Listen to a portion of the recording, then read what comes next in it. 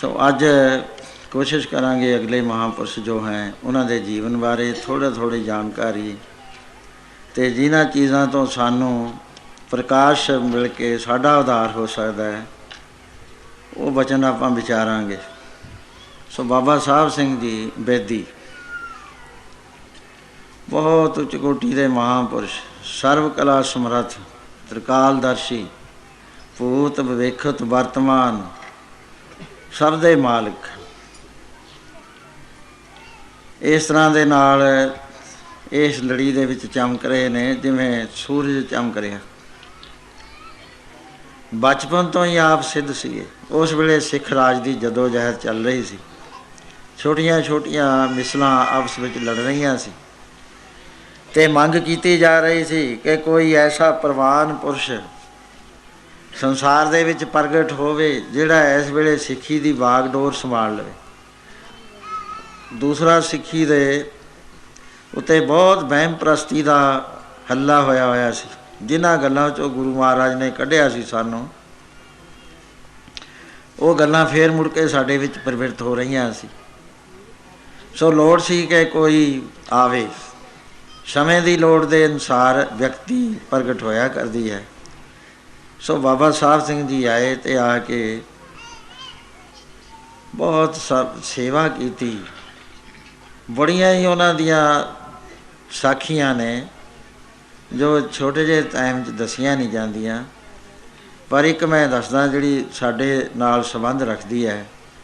जिस लैवल के उत्ते असीं चल रहे हैं उस लैवल के नाल जिहड़ी साखी सानू कोई असर दे सकती है उसदा मैं जिक्र करदा कि एक राजू नाम का किसान सी। मन विच उहदे ख्याल आउंदा सी जदों सत्संग सुनना भी कोई ऐसा पूरा मिल जाए जिहड़ा मेरे वर्गे नूं भी राह दस देवे। ते उन्हें जाना, नमस्कार करनी, कुछ भेटा करनी, दाणियां दे रूप च भेटा करनी, लेकिन रास्ता नहीं सी मिल रहा। तो उहदे कन विच आवाज़ पई कि इस वेले राह दिखाउण वाला प्रगट हो चुकिया। तो बेदी साहिबजादा है, गुरु नानक तो 11वीं थां हन। मन विच चाअ जागिया, दरबार विच हाजिर होया। बड़े प्यार ते शरधा दे नाल महापुरुषां दे वचन सरवण करन तो बाद गल विच पल्ला पा के खड़ा हो गया।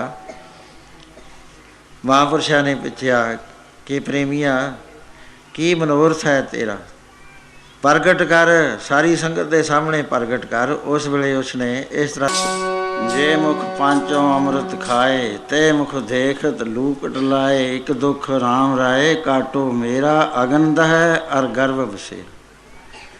बार बार जालिया जाना, शरीर धारण कर लईदा, फिर मुड़ के गर्भ च चले जाईदा, फिर रोटियां राटियां खा के तकड़े होईदा, समय दे नाल फिर वड्डे हो जाईदा, फिर मर जाईदा, फिर जाल दिंदे ने, फिर जाके दूसरे दे विच पैदा हो जाईदा है। पाशाह मेरा दुख कटिया जाए, कोई इलाज दसो। उस वेले बाबा जी फरमाउण लगे, कहन लगे, देख भाई राजू, एक गल समझ लै, ये है कि है तो ये परमेश्वर की जोत। जिन्ने आपां बैठे हाँ अपने नाम जिहड़े रखे गए ने शरीरां दे नाम ने, साडा कोई नाम नहीं है, कोई नाम नहीं है, ना कोई रख सकता है, ना कोई सानू जानदा। ये काम चलाउण वास्ते शरीर दे नाम रखे गए। वाहिगुरू जी ने सारिआं नूं वखरे वखरे पैदा कीता, एक दे नाल दूसरा नहीं रलदा। कहंदे आत्म जोत हौली हौली हेठां नूं प्रकृति दे नाल मिल के चल पई। कबीर निर्मल बूंद आकाश की, मिल गई भूम विकार, प्रकृति दे विच रल गई आके आत्म जोत ते अपने असले दे नालों टुट गई। अपने असले दे नालों टुटण नाल की होया, बिन संगत यों मानई होए गई पटछार। जिवें सुआह हुंदी है पट दे विच, इस तरह दे नाल ये आत्म जोत, चेतन जोत अपने आप नूं शरीर समझण लग गई गलती दे नाल।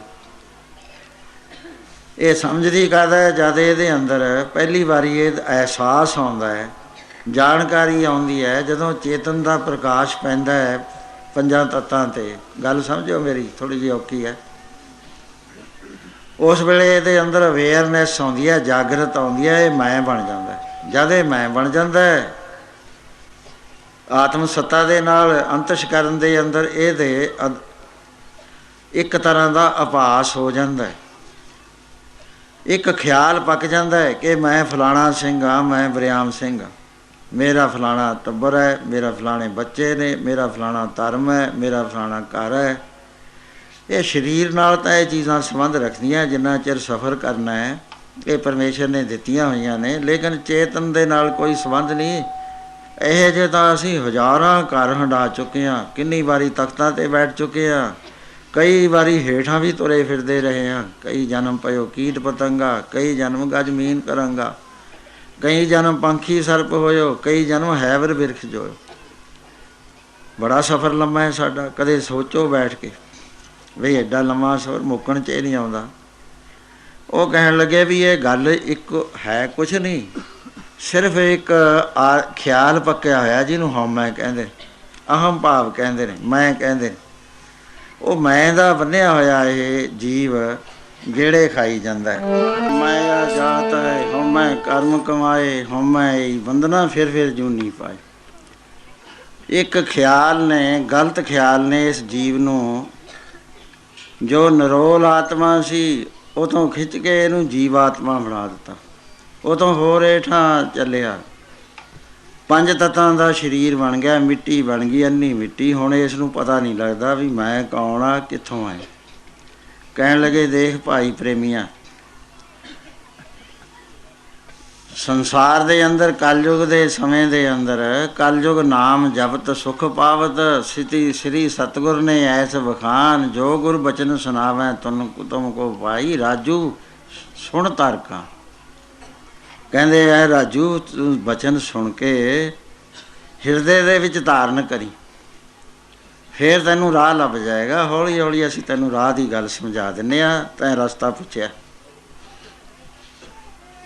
ਕਹਿਣ ਲੱਗੇ ਜਿਹੜਾ ਤੇਰਾ ਆਪਣਾ ਆਪ ਹੈ ਨਾ, ਜਿਹਨੂੰ ਤੂੰ ਗਲਤੀ ਦੇ ਨਾਲ ਹੁਣ ਰਾਜੂ ਕਹਿਣਾ, ਮੈਂ ਕਹਿਣਾ, ਇਹਦਾ ਸਫ਼ਰ ਸ਼ੁਰੂ ਹੋਇਆ। ਪਹਿਲਾਂ ਇਹਦੇ ਵਿੱਚ ਅਗਿਆਨ ਦਾ ਕੁੰਡਲ ਪਿਆ, ਅਗਿਆਨ ਦਾ ਸਰਕਲ ਪਿਆ। ਅਗਿਆਨ ਦੇ ਸਰਕਲ ਨੇ, ਜਿਵੇਂ ਘੂਕ ਨੀਂਦ ਦੇ ਵਿੱਚ ਆਦਮੀ ਨੂੰ ਆਨੰਦ ਹੁੰਦਾ ਹੈ, ਇਸ ਤਰ੍ਹਾਂ ਦੇ ਇੱਕ ਆਨੰਦ ਦੀ ਅਵਸਥਾ ਆਉਣ ਦੇ ਨਾਲ ਆਪਣੇ ਸੋਰਸ ਦੇ ਨਾਲ, ਮੰਬੇ ਦੇ ਨਾਲੋਂ ਤੋੜ ਦਿੱਤਾ ਅਤੇ ਇੱਕ ਪਰਦਾ ਪੈ ਗਿਆ ਜਿਹਨੂੰ ਆਨੰਦ ਦਾ ਪਰਦਾ ਕਹਿੰਦੇ ਨੇ। ਇਹਦੇ ਬਾਅਦ ਜਦੋਂ ਇਹਨੂੰ ਹੋਸ਼ ਆਈ, ਆਪਣੇ ਆਪ ਨੂੰ ਭੁੱਲ ਚੁੱਕਿਆ, ਪ੍ਰਕਿਰਤੀ ਦੇ ਨਾਲ ਰਲ ਗਿਆ ਅਤੇ ਇਹਨੇ ਦੂਸਰਾ ਹੋਰ ਹੇਠਾਂ ਦਾ ਡੰਡਾ ਫੜਿਆ ਅਤੇ ਆਪਣੇ ਬੁੱਧੀ ਦੇ ਵਿੱਚ ਆ ਕੇ ਸੋਚਣ ਲੱਗ ਗਿਆ, ਦੇਖਣ ਲੱਗ ਗਿਆ ਅਤੇ ਬੁੱਧੀ ਦਾ ਪਰਦਾ ਪੈ ਗਿਆ। ਹੇਠਾਂ ਹੋਰ ਉਤਰਿਆ, ਫਿਰ ਫੁਰਨੇ ਕਰਨ ਲੱਗ ਗਿਆ, ਫੁਰਨਿਆਂ ਦਾ ਪਰਦਾ ਪੈ ਗਿਆ। ਉਹ ਤੋਂ ਬਾਅਦ ਫਿਰ ਪੰਜਾਂ ਤੱਤਾਂ ਦੇ ਵਿੱਚ ਸ਼ਕਤੀ ਦੇ ਨਾਲ ਹਿਲਜੁਲ ਹੋਈ, ਉਹਨੂੰ ਪ੍ਰਾਣਾਂ ਦਾ ਪਰਦਾ ਕਹਿੰਦੇ ਨੇ। ਉਹ ਤੋਂ ਬਾਅਦ ਆਹ ਜਿਹੜਾ 3.5 ਹੱਥ ਦਾ ਸਰੀਰ ਹੈ, ਇਹ ਐਂ ਸਮਝ ਲੈ ਵੀ ਉਸ ਜੋਤ ਦੇ ਉੱਤੇ ਕੜਾਹਾ ਮੁੱਧਾ ਮਾਰਤਾ। ਹੁਣ ਜੋਤ ਅੰਦਰ ਤਾਂ ਹੈਗੀ, ਬਾਹਰਲੇ ਪਾਸੇ ਕੜਾਹਾ ਮੁੱਧਾ ਮਾਰਨ ਕਰਕੇ ਹਨੇਰਾ ਕੁੱਪ ਹੋ ਗਿਆ। ਤੂੰ ਤਾਂ ਉਹੀ ਚੀਜ਼ ਹੈ, ਪਰ ਹੇਠਾਂ ਉਤਰਦਾ ਤੇਰੇ ਉੱਤੇ ਵਿਕਾਰ ਪੈ ਗਏ, ਜਿਹਨਾਂ ਨੂੰ 5 ਕੋਸ਼ ਕਹਿੰਦੇ। ਹੁਣ ਇਹਨਾਂ ਨੂੰ ਐਵੇਂ ਜਿਵੇਂ ਤੂੰ ਵਾਪਸ ਜਾਵੇਂ ਤਾਂ ਆਪਣੇ ਥਾਂ 'ਤੇ ਪਹੁੰਚ ਸਕਦੇ। ਪਹਿਲਾ ਜੋ ਪਰਦਾ ਹੈ, ਉਹ ਪਰਦਾ ਕਰਮ ਦੇ ਨਾਲ ਟੁੱਟਿਆ ਕਰਦਾ, ਜਿਸ ਨੂੰ ਅੰਨਮਈ ਕੋਸ਼ ਕਹਿੰਦੇ ਨੇ। ਸ਼ੁਭ ਕਰਮ ਕਰਨੇ, ਸੇਵਾ ਕਰਨੀ, ਸੰਗਤ ਵਿੱਚ ਆਉਣਾ, ਪਾਠ ਕਰਨੇ, ਹੋਰ ਅਨੇਕਾਂ ਸ਼ੁਭ ਕੰਮ ਕਰਨੇ, ਦਇਆ ਧਾਰਨੀ, ਖਿਮਾ ਧਾਰਨੀ, ਧੀਰਜਵਾਨ ਹੋਣਾ, ਹਿੰਸਾ 'ਚ ਆਉਣਾ, ਬਰਮਚਰਿਆ ਰੱਖਣਾ, ਸੱਤ ਦਾ ਜੀਵਨ ਬਤੀਤ ਕਰਨਾ, ਤ੍ਰਿਸ਼ਨਾ ਰਹਿਤ ਹੋਣਾ, ਇਹ ਸਾਰੇ ਕਰਮਾਂ ਦੇ ਨਾਲ ਪਹਿਲਾ ਪਰਦਾ ਟੁੱਟਿਆ ਕਰਦਾ ਹੈ। ਅਤੇ ਇਹਦੇ ਵਾਸਤੇ ਸਾਧਨ ਇਹ ਹੁੰਦਾ ਹੈ ਕਿ ਰਸਨਾ ਦੇ ਨਾਲ ਨਾਮ ਜਪੇ। ਜਦੋਂ ਰਸਨਾ ਦੇ ਨਾਲ ਨਾਮ ਜਪੇਗਾ ਤਾਂ ਫਿਰ ਇਹ ਸਰੀਰ ਦੇ ਵਿੱਚੋਂ ਰਾਹ ਕੱਢੇਗਾ, ਪਿੱਛੇ ਜਾਏਗਾ ਸਰੀਰ ਨੂੰ ਛੱਡ ਕੇ। ਉਹਦੇ ਬਾਅਦ ਪ੍ਰਾਣਾ ਨਾਲ ਵਾਹ ਪੈਂਦਾ ਹੈ ਸਾਡਾ। ਉਹ ਪ੍ਰਾਣਾਂ ਦੇ ਨਾਲ ਨਾਮ ਜਪੇਂਗਾ ਜਾਂ ਤੂੰ ਧਿਆਨ ਕਰੇਂਗਾ, ਤੈਨੂੰ ਦੱਸਣਗੇ ਮਹਾਂਪੁਰਸ਼, ਅਭਿਆਸ ਕਰੀ, ਫਿਰ ਦੂਸਰੇ ਪਰਦੇ ਨੂੰ ਲੰਘ ਜਾਏਗਾ। ਫਿਰ ਜਦੋਂ ਤੂੰ ਉਪਾਸ਼ਨਾ ਦੇ ਕਾਂਡ ਮੰਡਲ ਵਿੱਚ ਜਾਏਗਾ, ਤੇਰਾ ਮਨ ਉਪਾਸ਼ਨਾ ਦੇ ਨਾਲ ਟਿਕੇਗਾ। ਦੋ ਤਿੰਨ ਤਰ੍ਹਾਂ ਦੀ ਉਪਾਸ਼ਨਾ ਹੁੰਦੀ ਹੈ। ਇੱਕ ਬਹਿਰੰਗ ਉਪਾਸ਼ਨਾ ਹੈ, ਇਹ ਤਾਂ ਬਹੁਤਾ ਫਲ ਨਹੀਂ ਦਿਆ ਕਰਦੀ। ਇੱਕ ਅੰਤਰੰਗ ਉਪਾਸ਼ਨਾ ਹੈ ਕਿ ਅੰਦਰਲੇ ਪਾਸੇ ਹੀ ਗੁਰ ਕੀ ਮੂਰਤ ਮਨ ਮੈਂ ਧਿਆਨ, ਗੁਰੂ ਦੀ ਮੂਰਤ ਵਿੱਚ ਧਿਆਨ ਰੱਖਣਾ, ਮਨ ਨੂੰ ਇੱਕ ਥਾਂ ਦੇ ਉੱਤੇ ਕੇਂਦਰਿਤ ਕਰਨਾ, ਬਾਹਰੋਂ ਖਿੱਚ ਲੈਣਾ, ਜਾਂ ਸ਼ਬਦ ਦੀ ਧੁਨ ਉੱਤੇ ਧਿਆਨ ਟਿਕਾਉਣਾ, ਅਤੇ ਜਾਂ ਪਰਿਪੂਰਨ ਜੋਤੀ ਸਮਝ ਕੇ ਉਹਦੇ ਉੱਤੇ ਧਿਆਨ ਟਿਕਾਉਣਾ। ਕਹਿੰਦੇ ਇਹਦੇ ਨਾਲ ਫਿਰ ਉਪਾਸ਼ਨਾ ਕਾਂਡ ਦੇ ਵਿੱਚੋਂ ਨਿਕਲ ਕੇ ਤੂੰ ਮਨੋਮਈ ਕੋਸ਼ 'ਚੋਂ ਲੰਘ ਜਾਏਗਾ। ਬੁੱਧੀ ਦੇ ਕੋਸ਼ 'ਚੋਂ ਤੈਨੂੰ ਆਤਮ ਵਿਚਾਰ ਦੇ ਨਾਲ ਰਸਤਾ ਲੱਭੇਗਾ। ਅਤੇ ਜੋ ਉਸ 'ਤੇ ਅਗਲਾ ਰਹਿ ਗਿਆ, ਜਿਹਨੂੰ ਅਗਿਆਨ ਕਹਿੰਦੇ ਨੇ, ਅਗਿਆਨ ਵਾਲਾ ਤੇਰਾ ਹਉਮੈ ਦੇ ਨਾਲ ਵਾਹ ਪੈਣਾ ਹੈ। ਹਉਮੈ ਤਾਂ ਜਦ ਤੱਕ ਹਉਮੈ ਨਹੀਂ ਟੁੱਟਦੀ, ਜਦ ਤੱਕ ਤੂੰ ਆਪਣੇ ਜਾ ਨਹੀਂ ਸਕਦਾ।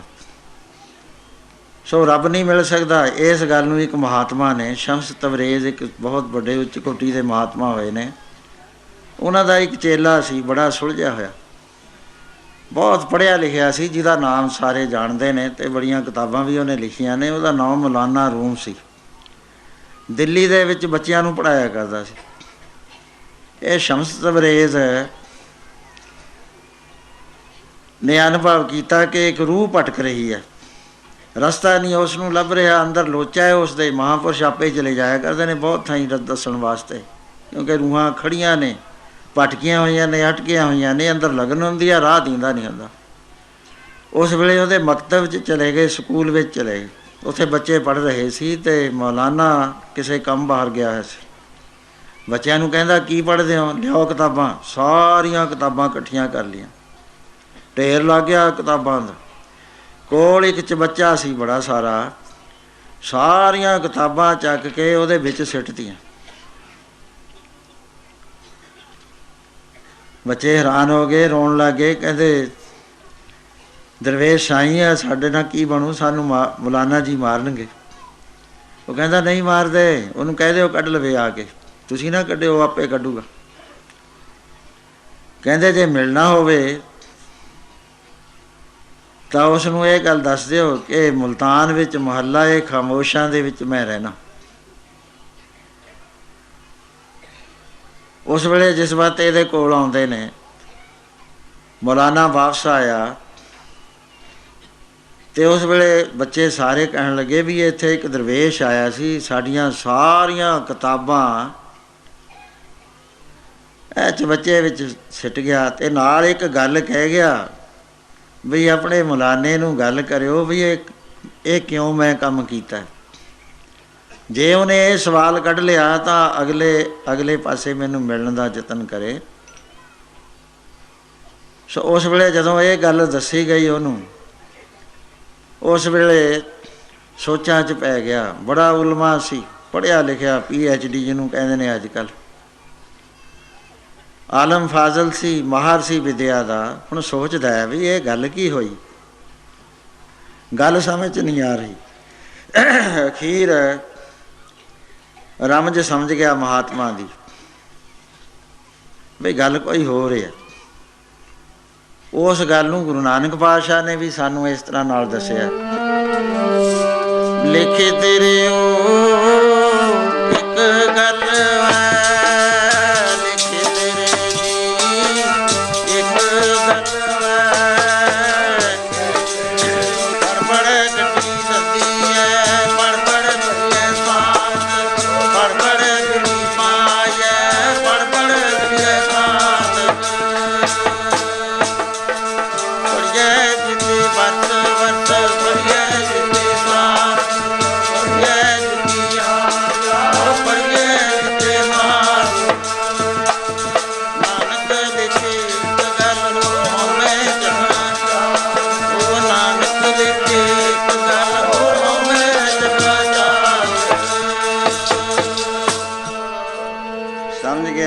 ਕਿ ਮੈਨੂੰ ਰਮਜ ਮਾਰੀ ਹੈ ਕਿ ਮੈਂ ਪੜ੍ਹਦਾ ਹੀ ਪੜ੍ਹਦਾ, ਕਿਤਾਬਾਂ ਪੜ੍ਹੀ ਜਾਂਦਾ, ਤੇ ਉਹਨੂੰ ਇਲਮੋਂ ਬਸ ਕਰੀ ਹੁਣ ਯਾਰ, ਇੱਕੋ ਅਲਫ ਤੈਨੂੰ ਦਰਕਾਰ। ਇਸ਼ਾਰਾ ਦੇ ਗਏ ਮੈਨੂੰ ਮਾਰਫਤ ਦਾ। ਉਸ ਵੇਲੇ ਤਿਆਰੀ ਕਿਤਾਬਾਂ ਕੱਢਣ ਲੱਗਿਆ, ਹੈਰਾਨ ਹੋ ਗਿਆ ਕਿ ਸਾਰੀਆਂ ਕਿਤਾਬਾਂ ਉਵੇਂ ਜਿਵੇਂ ਸੁੱਕੀਆਂ ਦੀਆਂ ਸੁੱਕੀਆਂ ਤਲਾਬ 'ਚੋਂ ਨਿਕਲ ਆਈਆਂ। ਸ਼ਰਧਾ ਆ ਗਈ ਮਨ 'ਚ, ਕੋਈ ਪੂਰਾ ਸੀ, ਰਮਜ ਮਾਰ ਗਿਆ। ਮਲਤਾਨ ਪਹੁੰਚ ਜਾਂਦਾ, ਉੱਥੇ ਪੁੱਛਦਾ ਫਿਰਦਾ ਹੈ ਕਿ ਕੋਈ ਸਾਈਂ ਦਰਵੇਸ਼ ਲੋਕ ਮਹੱਲਾ ਇਹ ਖਾਮੋਸ਼ਾਂ ਵਿੱਚ ਰਹਿੰਦਾ, ਚੁੱਪ ਮਹੱਲੇ ਵਿੱਚ ਰਹਿੰਦਾ ਹੈ, ਦੱਸੋ ਮੈਨੂੰ ਕੋਈ ਚੁੱਪ ਮਹੱਲਾ। ਕਿਸੇ ਕਾਗਜ਼ 'ਚ ਨਹੀਂ ਸੀ ਲਿਖਿਆ ਹੋਇਆ, ਕਿਸੇ ਨਾ ਕਿਸੇ ਪਟਵਾਰੀ ਕੋਲ ਲਿਖਿਆ ਹੋਇਆ, ਨਾ ਕਿਸੇ ਮਿਊਨਿਸਪੈਲਿਟੀ ਕੋਲ ਲਿਖਿਆ ਹੋਇਆ। ਕਹਿੰਦੇ ਇਹ ਤਾਂ ਮਹੱਲਾ ਹੀ ਨਹੀਂ ਹੈ। ਉਹ ਕਹਿਣ ਲੱਗਿਆ ਨਹੀਂ, ਇਹ ਵੀ ਰਮਜ ਹੋਣੀ ਹੈ। ਸੋਚਣ ਲੱਗ ਗਿਆ ਵੀ ਖਾਮੋਸ਼ੀ ਕਿੱਥੇ ਹੋ ਸਕਦੀ ਹੈ।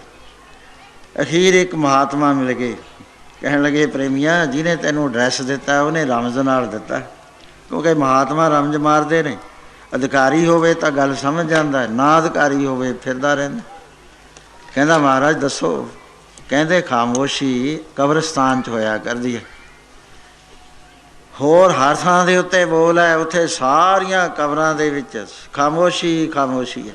ਉੱਥੇ ਚਲਿਆ ਜਾਂਦਾ ਹੈ, ਅੱਗੇ ਦੇਖਦਾ ਇੱਕ ਮਹਾਤਮਾ ਜਲਾਲ ਵਾਲੇ ਬੈਠੇ ਨੇ, ਮਸਤੀ ਵਿੱਚ ਬੈਠੇ ਨੇ। ਜਾ ਕੇ ਸਜਦਾ ਕਰਦਾ, ਚਰਨ ਚੁੰਮਦਾ, ਕਹਿਣ ਲੱਗਿਆ ਮਹਾਰਾਜ ਕਿਰਪਾ ਕਰੋ ਮੇਰੇ 'ਤੇ। ਕਹਿਣ ਲੱਗੇ ਕੀ ਚਾਹੁੰਦਾ ਹੈ? ਕਹਿੰਦਾ ਮੈਂ ਖੁਦਾ ਨੂੰ ਮਿਲਣਾ ਚਾਹੁੰਦਾ। ਕਹਿੰਦੇ ਖੁਦਾ ਨੂੰ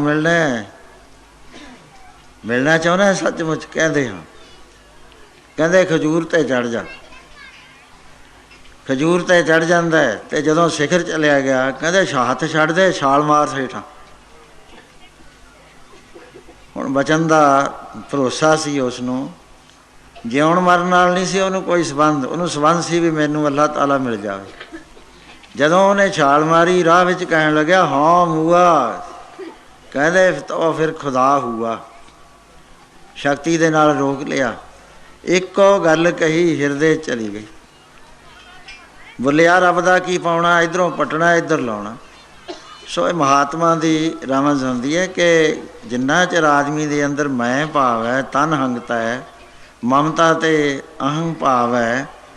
ਕਹਿਣ ਲੱਗੇ ਭਾਈ ਰਾਜੂ ਰਾਹ ਨਹੀਂ ਲੱਭਿਆ ਕਰਦਾ, ਪਹਿਲਾਂ ਪਛਾਣਨਾ ਪੈਂਦਾ। ਉਸ ਤੋਂ ਪਹਿਲਾਂ ਪਛਾਣਨਾ ਤਾਂ ਆਉਂਦਾ ਜੇ ਪਹਿਲਾਂ ਕਾਇਆ ਨੂੰ ਸੋਧੇ। ਕਾਇਆ ਨੂੰ ਸੋਧਣਾ ਪੈਂਦਾ। ਇਸ ਤਰ੍ਹਾਂ ਨਾਲ ਫਰਮਾਨ ਕਰਦੇ ਹਾਂ, ਕਾਇਆ ਨੂੰ ਸੋਧ ਲੈ ਮਿਲਣਾ ਜੇ ਪ੍ਰਭ ਜੀ ਤਾਈ। ਕਾਇਆ ਨੂੰ ਸੋਧ ਲੈ ਮਿਲਣਾ ਜੇ ਪ੍ਰਭ ਜੀ ਤਾਈ। ਪ੍ਰੇਮੀਆਂ, ਆਹ ਜਿਹੜੀ ਸਾਡੀ ਕਾਇਆ ਹੈ ਨਾ, ਸਾਡੇ ਸਰੂਪ ਤੋਂ ਬਗੈਰ ਅੰਤਿਸ਼ ਕਰਨ ਤੱਕ ਜਿੰਨਾ ਵੀ ਕੂੜ ਕਵਾੜ ਸਾਰਾ ਇਹਦੇ ਵਿੱਚ ਹੈ, ਇਹਨੂੰ ਸਾਰੀ ਨੂੰ ਕਾਇਆ ਕਹਿੰਦੇ। ਇਹਨੂੰ ਪਹਿਲਾਂ ਸੋਧ ਲੈ। ਜਦ ਤੱਕ ਤੂੰ ਇਹਦੀ ਸੋਧ ਸਦਾਈ ਨਹੀਂ ਕਰਦਾ ਤਾਂ ਅਗਲਾ ਕਦਮ ਤੂੰ ਪੁੱਟ ਨਹੀਂ ਸਕਦਾ। ਜਿਹੜੀ ਗੱਲ ਅਸੀਂ ਤੈਨੂੰ ਗਾਹਾਂ ਦੱਸਣੀ ਹੈ ਉਹ ਤੂੰ ਕਰ ਨਹੀਂ ਸਕਦਾ। ਅਤੇ ਜੇ ਤੂੰ ਕਹੇ ਬਿਨਾਂ ਕਾਇਆ ਸੋਧੇ ਹੀ ਮੈਨੂੰ ਦੱਸ ਦਿਓ ਤਾਂ ਬਹੁਤ ਮਾੜੀ ਗੱਲ ਹੈ। ਇੱਕ ਕੋਈ ਜੱਟ ਸੀ, ਮਹਾਤਮਾ ਦੇ ਬਚਨ ਸੁਣੇ ਅਤੇ ਪਤਾ ਲੱਗਿਆ ਕਿ ਸੰਤ ਜੇ ਉਪਦੇਸ਼ ਦੇ ਦੇਣ ਤਾਂ ਆਦਮੀ ਜੀਵ ਤੋਂ ਰੱਬ ਬਣ ਜਾਇਆ ਕਰਦਾ। ਅਤੇ ਇਸ ਨੂੰ ਨਾਮ ਕਹਿੰਦੇ ਨੇ। ਸੰਤਾਂ ਨੂੰ ਕਿਹਾ ਕਰੇ ਮੈਨੂੰ ਨਾਮ ਦੇ ਦਿਓ, ਮੈਨੂੰ ਨਾਮ ਦੇ ਦਿਓ। ਜਿੱਥੇ ਮਿਲਣ ਉੱਥੇ ਹੀ ਗਏ, ਨਾਮਦਾਨ ਦਿਓ ਜੀ, ਨਾਮਦਾਨ ਦਿਓ ਜੀ। ਬੇਅੰਤ ਦੁਨੀਆ ਜਿਹੜੀ ਇਹ ਗੱਲ ਕਹਿੰਦੀ ਹੈ ਮੈਨੂੰ ਨਾਮਦਾਨ ਦਿਓ, ਨਾਮਦਾਨ ਦਿਓ, ਪਤਾ ਹੈ ਨਹੀਂ ਵੀ ਇਹਦੀ ਕੀਮਤ ਕੀ ਹੁੰਦੀ ਹੈ। ਸਖਾਲਾ ਜਿਹਾ ਤਾਂ ਨਹੀਂ ਨਾਮਦਾਨ ਮਿਲਦਾ। ਇਹ ਬਹੁਤ ਔਖੀ ਗੱਲ ਹੈ ਸਾਧ ਸੰਗਤ ਜੀ। ਉਹ ਤਾਂ ਕੋਈ ਪੂਰੀ ਲਗਨ ਵਾਲਾ ਬੰਦਾ ਹੋਵੇ, ਸੱਚਮੁੱਚ ਉਹਦੇ ਹਿਰਦੇ ਦੇ ਵਿੱਚ ਇਹ ਭਾਵ ਉੱਠ ਖੜੇ, ਮਹੀਨਿਆਂ ਬੱਧੀ ਸਾਲਾਂ ਬੱਧੀ ਅੱਖਾਂ 'ਚੋਂ ਹੰਝੂ ਜਾਂਦੇ ਰਹਿਣ, ਵਿਰਾਗ ਵਿੱਚ ਰਹੇ। ਵਿਰਾਗ 'ਚ ਆ ਕੇ ਦੁਨੀਆ ਦੇ ਕੂੜ ਕਵਾੜ ਨਾਲੋਂ ਆਪਣਾ ਮੋਹ ਤੋੜ ਕੇ ਕੇਵਲ ਆਪਣਾ ਧਿਏ ਪਰਮੇਸ਼ਰ ਨੂੰ ਬਣਾ ਕੇ ਜਦ ਇਸ ਰਸਤੇ ਚੱਲਦਾ ਹੈ ਤਾਂ ਮਹਾਂਪੁਰਸ਼ ਧਿਆਨ ਦਿੰਦੇ ਨੇ। ਉਦੋਂ ਪਹਿਲਾਂ ਧਿਆਨ ਨਹੀਂ ਦਿੰਦੇ, ਟਾਲੀ ਟੁਲੀ ਜਾਂਦੇ ਨੇ, ਕਿਉਂਕਿ ਅਧਿਕਾਰੀ ਨਹੀਂ ਹੁੰਦਾ। ਰਾਮ ਪਦਾਰਥ ਪਾਏ ਕਿ ਕਬੀਰਾ ਗਾਂਠ ਨਾ ਖੋਲ, ਨਹੀਂ ਪੱਟਣ ਨਹੀਂ ਪਾਰਖੂ, ਨਹੀਂ ਗਾਹਕ ਨਹੀਂ ਮੋਲ। ਜਦ ਗਾਹਕ ਹੀ ਨਹੀਂ ਹੈ ਉਹਦੇ ਝੋਲੀ 'ਚ ਹੀਰੇ ਪਾ ਦਿਓ, ਕੰਚ ਦੇ ਟੁਕੜੇ ਸਮਝ ਕੇ ਇੱਥੇ ਸਿੱਟ ਜੂ ਰਾਹ ਜਾਂਦਾ ਹੋਇਆ। ਪੰਜ ਪਿਆਰੇ ਨਾਮ ਦਿੰਦੇ ਨੇ, ਕੋਈ ਮਾਮੂਲੀ ਬਾਤ ਨਹੀਂ ਹੈ। ਅਨਅਧਿਕਾਰੀ ਜਿਹੜੇ ਨੇ ਉਹ ਨਾਮ ਨੂੰ ਤਾਂ ਦਿੰਦੇ ਨੇ ਛੱਡ, ਥੋੜ੍ਹਾ ਜਿਹਾ ਰੱਖ ਲੈਂਦੇ ਨੇ ਵੀ ਕਕਾਰ ਪਹਿਨਣੇ ਨੇ, ਬਸ ਮੈਂ ਸਿੱਖ ਸਿੰਘ ਬਣ ਗਿਆ। ਅਗਲੀ ਗੱਲ ਦੇਖਦੇ ਨਹੀਂ ਵੀ ਅਸਲੀ ਗੱਲ ਮੇਰੇ ਕੋਲ ਕੀ ਸੀ, ਮੈਨੂੰ ਅਸਲੀ ਮੈਂ ਕਾਹਦੇ ਵਾਸਤੇ ਅੰਮ੍ਰਿਤ ਛਕਿਆ, ਗੁਰੂ ਕਾਹਦੇ ਵਾਸਤੇ ਧਾਰਨ ਕਰਿਆ। ਸੋ ਪਤਾ ਨਾ ਹੋਣ ਕਰਕੇ ਉਹ ਕਿਸਾਨ ਐਵੇਂ ਜਿਵੇਂ ਕਹੀ ਜਾਂਦਾ। ਮਹਾਤਮਾ ਨੇ ਕਿਹਾ ਵੀ ਇਹ ਤਾਂ ਖਹਿੜਾ ਹੀ ਨਹੀਂ ਛੱਡਦਾ, ਇੱਕ ਜੁਗਤੀ ਦੇ ਨਾਲ ਸਮਝਾਉਂਦੇ ਆ। ਇਹਨਾਂ ਨੇ ਇੱਕ ਦਿਨ ਆਪਣੀ ਚੀਪੀ ਦੇ ਵਿੱਚ ਲਿੱਦ ਪਾ ਲਈ, ਜਾ ਕੇ ਉਹਦੇ ਘਰ 'ਚ ਆਵਾਜ਼ ਦੇਤੀ ਸਤਿ ਕਰਤਾਰ। ਬਾਹਰ ਆਇਆ, ਸੁਣ ਕੇ ਦੇਖਿਆ ਵੀ ਸੰਤ ਆ ਗਏ। ਅੱਜ ਮਨ 'ਚ ਖੁਸ਼ੀ ਆਈ ਕਿ ਅੱਜ ਸਾਡੇ ਦਰ 'ਤੇ ਆ ਕੇ ਲੱਖ ਜਗਾਈ ਹੈ। ਉਂਜਲ ਭਰ ਲਿਆ ਆ ਆਟੇ ਦਾ, ਕਹਿੰਦਾ ਕਰੋ ਚੀਪੀ ਮਹਾਰਾਜ। ਜਦ ਚੀਪੀ ਵੱਲ ਦੇਖਿਆ ਤਾਂ ਵਿੱਚ ਲਿੱਦ ਪਈ ਹੈ। ਖੜ ਗਿਆ, ਕਹਿੰਦੇ ਪਾ ਦੇ। ਕਹਿੰਦਾ ਲਿੱਦ ਹੈ ਮਹਾਰਾਜ। ਕਹਿੰਦਾ ਤੈਨੂੰ ਕੀ ਲਿੱਦ ਹੈ, ਲਿੱਦ ਹੋਵੇ ਕੁਛ ਹੋਵੇ। ਕਹਿੰਦਾ ਆਟਾ ਖਰਾਬ ਹੋ ਜੂ, ਮੈਨੂੰ ਪਾਪ ਲੱਗੇਗਾ, ਇੰਨੀ ਸ਼ੁੱਧ ਚੀਜ਼ ਮੈਂ ਲਿੱਦ 'ਚ ਪਾ ਦਾਂ, ਤੁਹਾਡੇ ਕਿਸੇ ਕੰਮ ਨਹੀਂ ਆਉਣੀ। ਕਹਿੰਦੇ ਪਾ ਦੇ ਪਾ ਦੇ, ਤੈਨੂੰ ਕੀ ਇਸ ਗੱਲ 'ਤੇ। ਜਦ 8-10 ਵਾਰੀ ਉਹਨੇ ਕਿਹਾ ਸੰਤਾਂ ਨੇ ਉਹਨੇ ਆਪਣੇ ਹੱਥ ਪਿੱਛੇ ਦੂਰ ਕਰ ਲਏ ਵੀ ਐਵੇਂ ਮਹਾਰਾਜ ਪਹਿਲਾਂ ਇਹਨੂੰ ਸਾਫ਼ ਕਰੋ ਫਿਰ ਮੈਂ ਪਾਵਾਂ, ਆਟਾ ਜਾਊ। ਕਹਿੰਦੇ ਉਹ ਪ੍ਰੇਮੀਆਂ ਕਿੰਨੇ ਕੁ ਦਾ ਆਟਾ ਹੋਣਾ ਤੇਰਾ ਉਂਜਲ ਦੇ ਵਿੱਚ, ਸਸਤੇ ਹੀ ਭਾਅ ਸੀ। ਕਹਿੰਦੇ ਪੈਸੇ 2 ਪੈਸੇ ਦਾ ਹੀ ਹੋਣਾ, ਤੇ ਤੂੰ ਮੇਰੇ ਤੋਂ ਨਾਮ ਦੀ ਦਾਤ ਮੰਗਦਾ। ਤੇਰੇ ਅੰਦਰ ਪਤਾ ਹੈ ਕਿੰਨੀਆਂ ਬਿੱਲੀਆਂ ਮਰੀਆਂ ਪਈਆਂ ਨੇ, ਚੂਹੇ ਮਰੇ ਪਏ ਨੇ। ਨਿੰਦਿਆ ਤੇਰੇ ਅੰਦਰ ਹੈ, ਚੁਗਲੀਆਂ ਤੇਰੇ ਅੰਦਰ ਹੈ, ਈਰਖਾ ਤੇਰੇ ਅੰਦਰ ਹੈ, 5 ਚੋਰ ਦਿਨ ਰਾਤ ਤੇਰੇ ਅੰਦਰ ਖੌਰੂ ਪਾ ਰਹੇ ਨੇ। ਦੱਸ ਨਾਮ ਦਾ ਵਾਸਾ ਕਿੱਥੇ ਹੋਏਗਾ। ਕਹਿੰਦੇ ਪਹਿਲਾਂ ਇਹਨੂੰ ਕੂੜ ਕਵਾੜ ਨੂੰ ਸਾਫ਼ ਕਰ, ਫੇਰ ਜਾ ਕੇ ਪਛਾਣ ਆਏਗੀ। ਸੱਚ ਤਾਂ ਪਰ ਜਾਣੀ ਹੈ ਜਾਂ ਜੁਗਤ ਜਾਣਾ ਜੀਓ, ਧਰਤ ਕਾਇਆ ਸਾਧਕ ਹੈ ਵਿੱਚ ਦੇਹ ਕਰਤਾ ਵੀ। ਬੀਜ ਤਾਂ ਪੈਣਾ ਪਹਿਲਾਂ ਜ਼ਮੀਨ ਨੂੰ ਬਾਹਰ। ਕਹਿਣ ਲੱਗੇ ਭਾਈ ਰਾਜੂ ਤੂੰ ਕਿਸਾਨ ਹੈ, ਤੇਰੇ ਵਰਗੇ ਅਸੀਂ ਗੱਲ ਕਰਕੇ ਤੈਨੂੰ ਗੱਲ ਸਮਝਾਉਂਦੇ ਹਾਂ। ਇਹਦੇ ਵਿੱਚੋਂ ਪਹਿਲਾਂ ਜੜੀਆਂ ਬੂਟੀਆਂ ਦਾ ਸਾਫ਼ ਕਰ, ਕਿੰਨੇ ਬੀਜ ਪਏ ਨੇ ਕੂੜ ਕਵਾੜ ਦੇ। ਫਿਰ ਇਹਨੂੰ ਸੋਧ ਕੇ ਜਿਵੇਂ ਦਵਾਈਆਂ ਅਸੀਂ ਖਾਦ ਪਾਉਂਦੇ ਹਾਂ ਵੀ ਨਾਈਟ੍ਰੋਜਨ ਇੰਨੀ ਪਾ ਦਿਓ, ਪੋਟਾਸ਼ ਇੰਨੀ ਪਾ ਦਿਓ, ਸੁਪਰ ਫਾਸਫੇਟ ਇੰਨਾ ਪਾ ਦਿਓ, ਜ਼ਿੰਕ ਇੰਨਾ ਪਾ ਦਿਓ, ਗੰਧਕ ਇੰਨੀ ਪਾ ਦਿਓ। 16 ਨਿਊਟ੍ਰੈਂਟ ਹੁੰਦੇ ਨੇ। ਜਦੋਂ 16 ਨਿਊਟ੍ਰੈਂਟ ਧਰਤੀ ਦੇ ਵਿੱਚ ਚਲੇ ਜਾਣ, ਕਿੰਨੀ ਮਾੜੀ ਧਰਤੀ ਹੋਵੇ ਪੂਰੀ ਫਸਲ ਦਿੰਦੀ ਹੈ। ਮੈਗਨੀਜ਼ੀਅਮ ਇਹਦੇ ਵਿੱਚ ਪੈਂਦਾ, ਅਮੋਨੀਆ ਇਹਦੇ ਵਿੱਚ ਪੈਂਦਾ, ਬੇਅੰਤ ਚੀਜ਼ਾਂ ਪੈਂਦੀਆਂ। ਉਹ ਪਾ ਲੈ, ਪਹਿਲਾਂ ਕੂੜ ਕਵਾੜ ਕੱਢਦੇ ਨਹੀਂ ਹੈ, ਕੂੜ ਕਵਾੜੇ ਖਾ ਜੀ। ਕਹਿਣ ਲੱਗਿਆ ਮਹਾਰਾਜ ਕਿਰਪਾ ਕਰਕੇ ਮੈਨੂੰ ਸਮਝਾਓ। ਮਹਾਂਪੁਰਸ਼ ਕਹਿਣ ਲੱਗੇ ਦੇਖ ਰਾਜੂ, ਗੱਲ ਇਹ ਹੈ ਪਹਿਲਾਂ ਤੂੰ ਸੱਤ ਦਾ ਜੀਵਨ ਜਿਉਣ ਸਿੱਖ, ਪਖੰਡ ਨਾ ਕਰੀ ਬਿਲਕੁਲ। ਸੱਤ ਦਾ ਜੀਵਨ, ਜੋ ਵਚਨ ਕਹਿਦਾ ਉਹਦੇ ਉੱਤੇ ਪਹਿਰਾ ਦੇ। ਫਿਰ ਤੂੰ ਕਿਸੇ ਦਾ ਬੁਰਾ ਨਾ ਬੋਲ ਕੇ ਕਰੀ, ਨਾ ਮਨ ਨਾਲ ਬੁਰਾ ਕਰੀ। ਮਨ ਨਾਲ ਕਿਹਾ ਕਰੀ ਰੋਜ਼ ਨਾਨਕ ਨਾਮ ਚੜ੍ਹਦੀ ਕਲਾ ਤੇਰੇ ਬਾਣੇ ਸਰਬੱਤ ਗਾਵਨ। ਸੱਚੀ ਮੁੱਚੀ ਕਹੀਂ। ਕਹਿੰਦਾ ਮਹਾਰਾਜ ਜਿਹੜੇ ਮੇਰੇ ਖੇਤ ਦੀਆਂ ਵੱਟਾਂ ਵੱਢਦੇ ਨੇ ਉਹਨਾਂ ਦਾ ਵੀ ਭਲਾ ਮੈਂ ਕਿਹਾ ਕਰਾਂ। ਕਹਿੰਦੇ ਹਾਂ ਉਹਨਾਂ ਦਾ ਵੀ ਭਲਾ ਮੰਗਣਾ। ਫਰੀਦਾ ਬੁਰੇ ਦਾ ਭਲਾ ਕਰ, ਗੁੱਸਾ ਮਨ ਨਾ ਹੰਡਾਏ, ਦੇਹੀ ਰੋਗ ਨਾ ਲੱਗੇ, ਭਲਾ ਸਭ ਕੁਛ ਬੱਬਾ ਵੈਰ ਨਾ ਕਰੀਏ ਕੰਮ। ਕਹਿੰਦੇ ਵੈਰ ਨਹੀਂ ਕਿਸੇ ਨਾਲ ਕਰਨਾ। ਸੋ ਨਾ ਸਰੀਰਕ ਤੌਰ 'ਤੇ ਕਿਸੇ ਨੂੰ ਦੁੱਖ ਦੇਣਾ, ਨਾ ਵਚਨ ਦੇ ਨਾਲ ਤਾਨਾ ਮਿਹਣਾ ਫਿੱਕਾ ਬੋਲ ਕੇ ਦੇਣਾ, ਨਾ ਮਨ ਦੇ ਨਾਲ ਬੁਰਾ ਚਿਤਵਣਾ, ਨਾ ਬੁੱਧੀ ਦੀ ਚਤਰਾਈ ਦੇ ਨਾਲ ਕਿਸੇ ਦਾ ਨੁਕਸਾਨ ਕਰਨਾ। ਬਾਕੀ ਆਤਮ ਸੱਤਾ ਦਾ ਤੇਰੇ ਕੋਲ ਹੈ ਹੀ ਨਹੀਂ, ਉਹਦੇ ਬਾਰੇ ਤਾਂ ਅਸੀਂ ਗੱਲ ਨਹੀਂ ਕਰਦੇ, ਕਿਉਂਕਿ ਆਤਮ ਸੱਤਾ ਦੇ ਨਾਲ ਵੀ ਨੁਕਸਾਨ ਕਰ ਦੇਣਾ ਦੂਸਰੇ ਦਾ, ਇਹਨੂੰ ਹਿੰਸਾ ਕਹਿੰਦੇ ਨੇ। ਇਹਦੇ ਉਲਟ ਕਹਿੰਦੇ ਹਿੰਸਾ ਧਾਰਨ। ਫਿਰ ਨਾ ਮਨ ਦੀ ਚੋਰੀ ਕਰੀ ਮਨ ਕਰਕੇ, ਨਾ ਅੱਖਾਂ ਨਾਲ ਚੋਰੀ ਕਰੀ, ਨਾ ਕੰਨਾਂ ਨਾਲ ਚੋਰੀ ਕਰੀ। ਕਈ ਹੈਰਾਨ ਹੋਣਗੇ ਵੀ ਕੰਨਾਂ ਨਾਲ ਵੀ ਚੋਰੀ ਹੁੰਦੀ ਹੈ। 2 ਬੰਦੇ ਗੱਲ ਕਰ ਰਹੇ ਨੇ, ਉਹਨੂੰ ਅੰਗਰੇਜ਼ੀ 'ਚ ਓਵਰ ਹੀਅਰਿੰਗ ਕਹਿੰਦੇ ਨੇ। ਭੇਤ ਦੀ ਗੱਲ ਜਾਣਨ ਦੀ ਕੋਸ਼ਿਸ਼ ਕਰਨੀ ਕੰਨ ਐਂ ਕਰਕੇ, ਇਹ ਚੋਰੀ ਕਰ ਰਿਹਾ ਹੁੰਦਾ। ਅੱਖਾਂ ਦੇ ਨਾਲ ਜਿਹੜੀ ਅਨਕਨਸਰਨਡ ਗੱਲ ਹੈ, ਸਾਡੇ ਨਾਲ ਸੰਬੰਧ ਨਹੀਂ ਰੱਖਦੀ, ਉਹਨੂੰ ਦੇਖਣਾ। ਬਗਾਨੇ ਰੂਪ ਦੇਖਣੇ, ਵਰਤ ਰਿਹਾ ਰੂਪ ਨਾ ਵੇਖਿਆ ਨੇਤਰ। ਅੱਖਾਂ ਚੋਰੀ ਕਰਦੀਆਂ ਬਗਾਨੇ ਰੂਪ ਦੇਖ ਦੇਖ ਕੇ, ਹੱਥ ਚੋਰੀ ਕਰਦੇ ਨੇ ਬਗਾਨੀਆਂ ਚੀਜ਼ਾਂ ਚੱਕ ਕੇ। ਸੋ ਕਹਿੰਦੇ ਕਿਸੇ ਤਰ੍ਹਾਂ ਤਨ ਦੇ ਨਾਲ ਚੋਰੀ ਨਹੀਂ ਕਰਨੀ। ਮਨ ਚੋਰੀ ਕਰਦਾ, ਖਿਆਲ ਚੋਰੀ ਕਰਦਾ ਦੂਸਰੇ ਦੇ, ਵੀ ਮੈਂ ਸੁਣਾਊਂ, ਇਹ ਖਿਆਲ ਬੜੇ ਵਧੀਆ ਨੇ। ਲਿਖਤ ਚੋਰੀ ਕਰਦਾ, ਲਿਖੀ ਹੋਈ ਕਿਤਾਬ ਪੜ੍ਹ ਲਈ ਅਤੇ ਆਪਣੇ ਦੇ ਵਿੱਚ ਲਾ ਦਿੱਤੀ। ਕਹਿੰਦੇ ਚੋਰੀ ਨਹੀਂ ਕਰਨੀ। ਫਿਰ ਸਾਰੇ ਇੰਦਰੀਆਂ ਦਾ ਬਰਮਚਰਿਆ ਰੱਖਣਾ, ਅੱਖਾਂ ਦਾ ਵੀ, ਕੰਨਾਂ ਦਾ ਵੀ, ਜ਼ਬਾਨ ਦਾ ਵੀ, ਸਾਰੇ ਸਰੀਰ ਦਾ ਬਰਮਚਰਿਆ ਰੱਖਣਾ। ਏਕਾ ਨਾਰੀ ਸਦਾ ਜਤੀ, ਪਰ ਨਾਰੀ ਧੀ ਪੈਣ ਪਛਾਣੈ। ਫਿਰ ਉਹ ਤੋਂ ਬਾਅਦ ਭਾਈ ਧੀਰਜੀ ਹੋਣਾ, ਕਾਲਾ ਨਹੀਂ ਹੋਣਾ। ਧੀਰਜੀ ਬੰਦਾ, ਵੱਡੇ ਵੱਡੇ ਧੀਰਜੀ ਬੰਦੇ ਹੋਏ ਨੇ ਸੰਸਾਰ 'ਚ। ਇੱਕ ਨਿਊਟਨ ਨਾਮ ਦਾ ਸਭ ਤੋਂ ਪਹਿਲਾ ਸਾਇੰਸਦਾਨ ਹੋਇਆ। ਆਹ ਸਾਰੀ ਸਾਇੰਸ ਨਿਊਟਨ ਤੋਂ ਚੱਲਦੀ ਹੈ। ਇੱਕ ਵਾਰੀ ਉਹਨੇ ਰਿਸਰਚ ਕਰੀ, 8-10 ਸਾਲ ਰਿਸਰਚ ਕਰਦਾ ਰਿਹਾ। ਸਾਰੇ ਕਾਗਜ਼ ਤਿਆਰ ਕਰਕੇ ਟੇਬਲ 'ਤੇ ਰੱਖ ਲਏ। ਰਾਤ ਸੀਗੀ, ਮੋਮਬੱਤੀ ਜਲੀ ਹੋਈ ਸੀ। ਉਹਦੀ ਇੱਕ ਬਿੱਲੀ ਪਾਲੀ ਹੋਈ ਸੀ, ਉਹ ਬਿੱਲੀ ਨੇ ਛਾਲ ਮਾਰੀ, ਮੋਮਬੱਤੀ ਸਿੱਟ ਦਿੱਤੀ, ਸਾਰੇ ਹੀ ਕਾਗਜ਼ ਜਲ ਗਏ ਉਹਦੇ। 12 ਸਾਲ ਦੀ, 10 ਸਾਲ ਦੀ ਮਿਹਨਤ ਸੁਆਹ ਬਣ ਗਈ। ਜਿਸ ਵਕਤ ਉਹ ਆਇਆ, ਉਹਨੂੰ ਪਤਾ ਲੱਗ ਗਿਆ ਵੀ ਬਿੱਲੀ ਨੇ ਸਿੱਟੀ ਹੈ।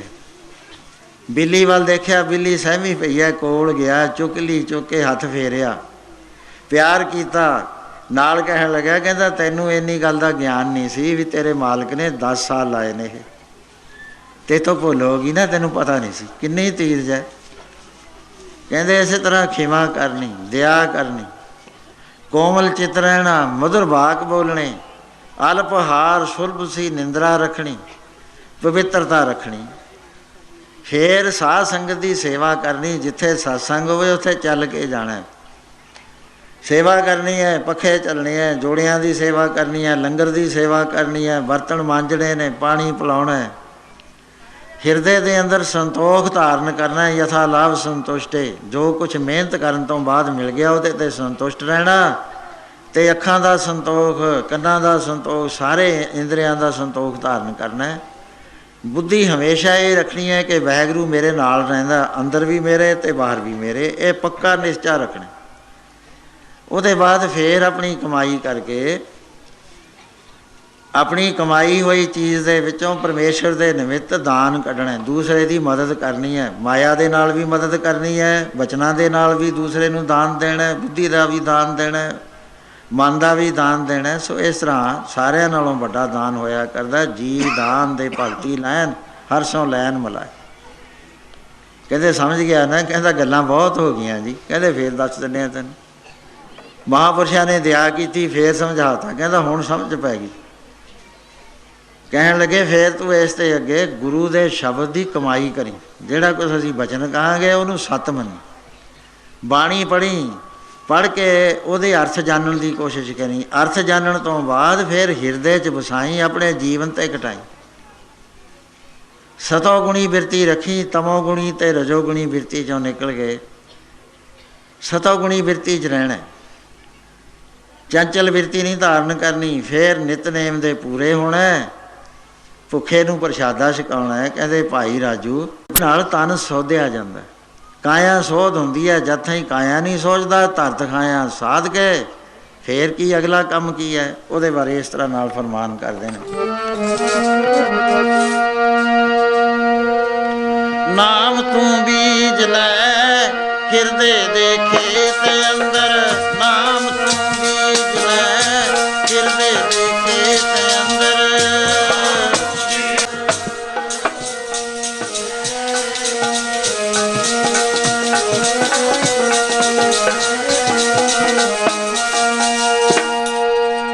ਕਹਿਣ ਲੱਗੇ ਜਦੋਂ ਹਿਰਦੇ ਦੀ ਧਰਤੀ ਸਾਫ਼ ਕਰ ਲਈ ਨਾ, ਫੇਰ ਅਮਲ ਕਰ ਧਰਤੀ, ਬੀਜ ਸ਼ਬਦੋ ਕਰ, ਸੱਚ ਕੀ ਆਪ ਨਿਤ ਦੇ ਪਾਣੀ। ਐ ਨਹੀਂ ਪਾਣੀ ਵੀ 7ਵੇਂ ਦਿਨ, 10ਵੇਂ ਦਿਨ, 15ਵੇਂ ਦਿਨ ਦੇਣ। ਕਹਿੰਦੇ ਫੇਰ ਪਰਮੇਸ਼ਰ ਦੇ ਨਾਮ ਦਾ ਰੋਜ਼ ਪਾਣੀ ਦੇਈ, ਸੱਚ ਕੀ ਆਪ। ਸੱਚ ਦਾ ਪਾਣੀ ਰੋਜ਼ ਦੇਣਾ। ਹੋਏ ਕਿਰਸਾਨ ਇਮਾਨ ਜਮਾਇਲ ਹੈ, ਪਿਸ਼ਤ ਦੋਜਕ ਮੂੜੇ ਏਵ ਜਾਣੀ।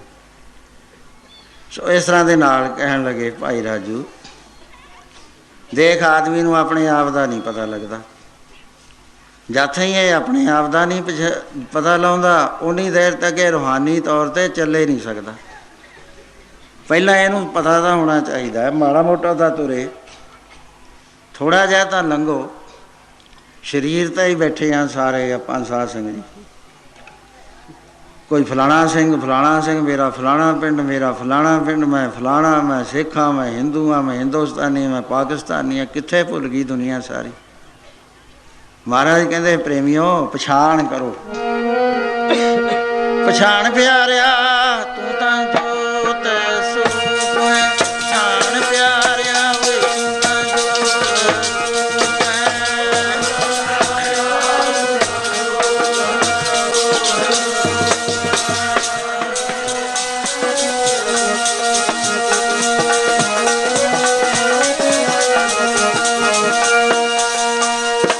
मन तू जोत स्वरूप है, अपना मूल पछाण, मन हर जी तेरे नाल है, गुरमती रंगवा। आ मिट्टी क्यों समझी जाना तू अपने आप नूं, किड्डी भुल तेरे च पई हुई है। गुरु की बाणी सुनदा है, अगे लंघण दियां तैयारियां करदा, पर इन्ना अंधकार तेरे मन विच छाया होया कि अपने आप नूं आ 3.5 हत्थ दी देह समझी जाना है। कहंदे पछाण तू तां परमेश्वर दी अंश है। पंच तत्त मिल काया कीनी, तिसमै राम रतन लै चीनी। ਇਹ शरीर के अंदर आत्मा का निवास होया है। आत्म राम, राम है आत्म, आत्मा ही परमेश्वर है, परमेश्वर ही आत्मा है। हर पाइया शब्द विचारा है, ब्रह्म दीसा है, ब्रह्म सुनिया, एक एक बखानी है, आत्म प्रसारा करनहारा प्रभ बिना नहीं जाने। कहन लगे देख एक शीशा ले लै, ਉਹਨੂੰ ਭੰਨ ਦੇ। जे तेरे मन में वहम है भी रब सारिਆਂ 'ਚ किवें आ गया, वो सूरज के सामने सिटदा है, कोई टुकड़ा चक लै वो सूरज ओहा जिहा ही दिसेगा पूरे का पूरा। इवें जिवें सारे जीवां दे अंदर एक परमेश्वर की सत्ता काम कर रही है।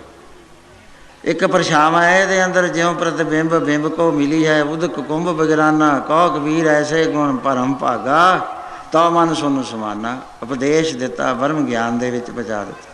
कहंदे लै हुण ये ज्ञान ऐ नहीं पकना, ਇਹਦੇ ਪੱਕਣ ਦੀ भी ਤੈਨੂੰ ਅਸੀਂ जुगती दस ਦਿੰਦੇ ਹਾਂ। कलू आयो रे एक नाम दी जलो, कलू आयो रे एक नाम दी जलो, बोलो एक नाम दी जलो,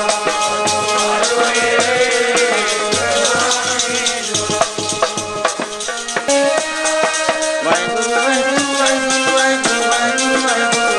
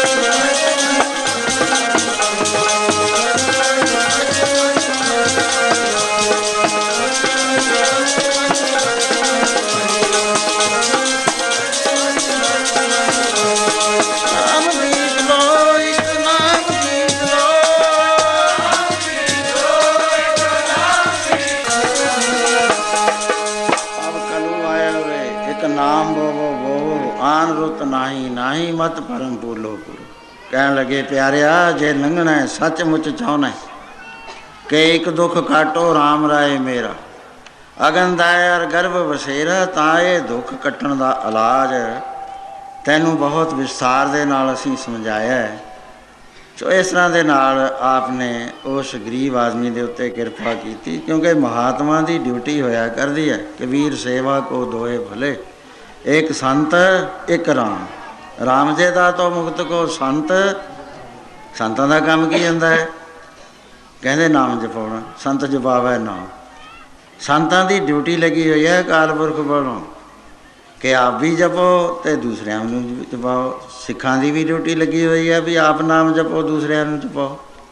तो पदवी किड्डी मिलती है, जन नानक धूड़ मंगे तिस गुर सिख की, जो आप जपे अवरा नाम जपावे।